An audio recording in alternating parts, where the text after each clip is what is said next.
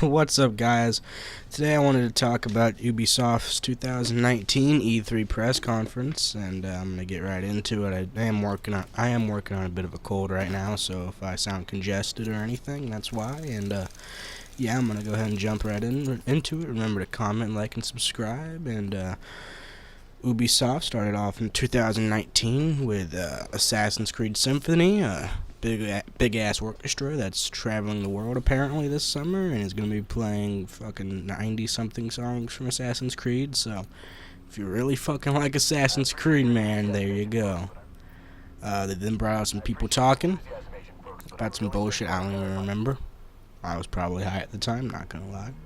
I don't fucking remember. And they then showed off gameplay for Watch Dogs Legion, which I think looks really cool. I still hope they make a proper Watch Dogs 3 with a normal main antagonist. That I hope it's in America, preferably St. Louis. I heard some rumblings about that, I heard a rumor about it, which I don't think it's true, but it'd be really cool because I'm from St. Louis, and yeah. So like the main gimmick, I don't mean gimmick in a bad way. Gimmick has a bad image as a word, I guess you could say. People think of gimmicks as a bad thing. They're not always a bad thing. It's what separates a game apart from something else or another game. And its gimmick is you can play as anyone. You can play as any NPC. You can recruit any NPC to DedSec, so it doesn't have a proper main protagonist. Which I think as a proper main protagonist, the closest you're going to get in this game is the AI system, Bagley or some bullshit like that. He's funny though. This game takes place in the near future. I think like 2030 is what my guess would be. And again, I hope we have a new Watch Dogs 3 in more normal modern times that continues the story of 1 and 2. But yeah. Anyway, moving on from that. Oh yeah, and it has permadeath. So once you lose a character, you can't play as that character again, which is pretty cool. And then it showed off Mythic Quest Raven Banquet, and I have no idea what the fuck this is. They brought out one of the dudes from Sunny in Philadelphia, and I'm not 100% sure if this is even a game. It might have been a show or a movie or some shit. I don't know. They didn't have any gameplay, whatever the fuck it was. Yeah, I just really don't know on that. Brawlhalla Adventurer. Brawlhalla Adventure Time, that's what it was. They're putting 3 Adventure Time characters into the game Brawlhalla. They're putting in Jake, Finn, I think is his name, and the chick. I don't know what her name is. I never watched that show, but yeah. They after that they talked about Ghost Recon Breakpoint some more. I'm really looking forward to this game. I hope it kind of returns Ghost Recon to its roots, but okay. They brought out the dude who plays the Punisher. He plays the Punisher in the Marvel movies, but in the game he plays the main antagonist. And dude brought out his dog. I'm sorry, but that's not the fucking time and the place to be bringing out your dog and shit. I mean, I know it's California and it's fucking socially acceptable to bring your dog everywhere with you there, but on the fucking stage in front of millions of people, really? It's whatever, though. It's whatever, man. He can do whatever he wants. He's cool, though. I like him. Sorry, I'm kind of slow here today. Oh, yeah, and they're bringing back AI partners whenever they first reviewed Breakpoint.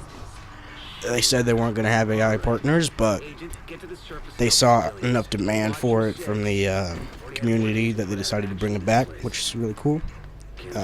Because I personally don't play a lot of games with other people, which it's good for me. It's good for a lot of people, I'm sure. And then talked about Ghost Recon Delta Company, which is like their forum page or something like that, I think. I never really checked it out, but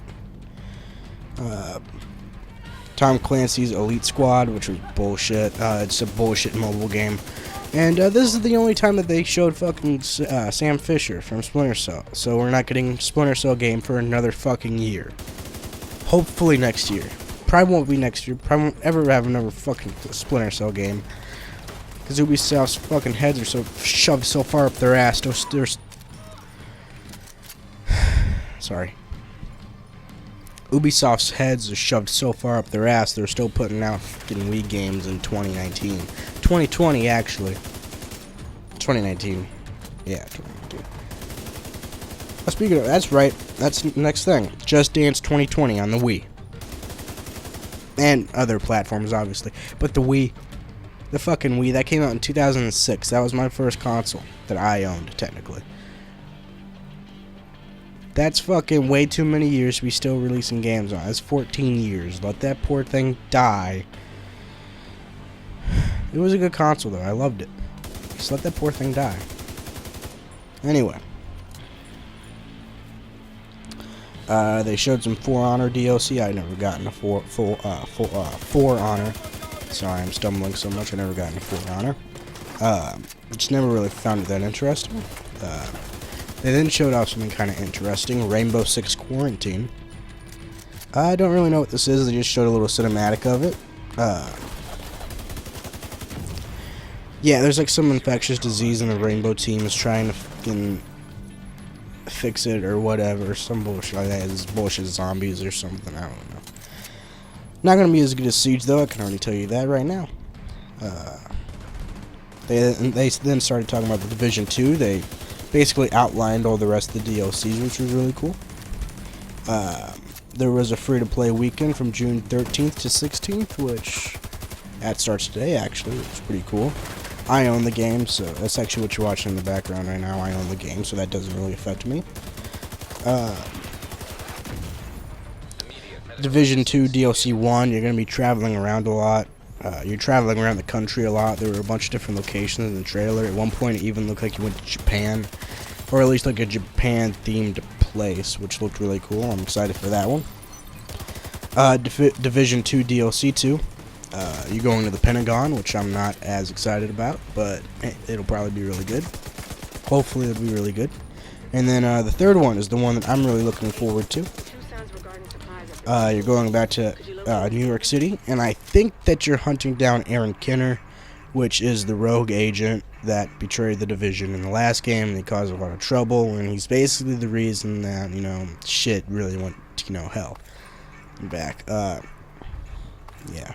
I think you're hunting down him, though. They didn't say, they just said you were hunting down a rogue agent in New York City, which it'd be kind of cool if they made it your protagonist from the last game, but I know they're not going to do that, so it'll probably be Aaron Kinner. But anyway, they announced that the second raid is coming out in the fall, and they also announced that the Division is getting a Netflix movie, which is kind of weird. But I'm excited to see what they could bring from that. I really like the Division's lore behind it. I think it's really cool. I think it's underappreciated. Obviously, that's not the main aspect of the game. The main aspect is, looting and shooting and all that. But, yeah. They, after that, they showed off a Ubisoft paid service on Stadia, kind of like Bethesda's Orion. I'm not going to lie, this Stadia stuff is kind of getting a little annoying. Kind of feels just like a big Silicon Valley circle jerk. And it just feels weird, man. I don't know how I feel about it anymore. If I have to pay $10 for just to even operate the Stadia, and then I have to pay $10 more for every publisher's game that I want to play. What if I don't want to play all of the publisher's game? What if I just want to play one game, but I have to pay $10 for a month? That doesn't seem very fair if I'm just playing one game. Whenever you charge me the same amount for 60 plus games, it doesn't seem fair. But whatever, we'll see how it turns out whenever it actually comes out. Roller Champions. Pardon me.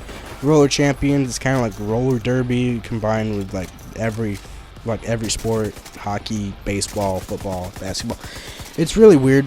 I think it'll be successful, though. I think it'll be successful in the way that Rocket League was successful. Just kind of like a fun game to play with your friends, basically. Seems cool.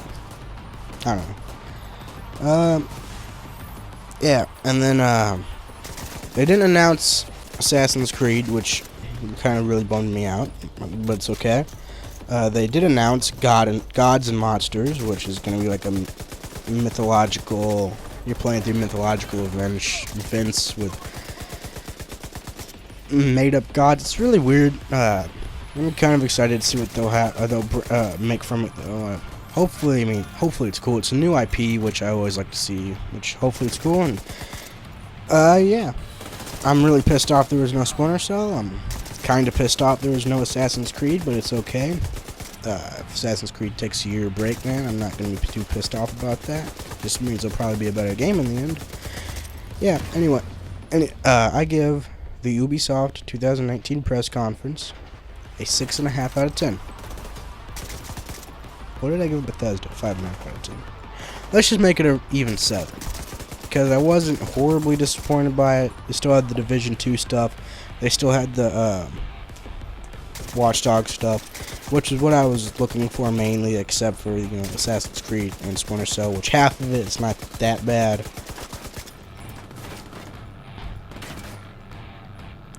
You know what? Fuck. 7. 7's my final score. I kind of had to debate that with myself for a minute, but it's all Gucci now. So yeah, remember to like, comment, and subscribe. I love you all, and I'll see you next time. Bye.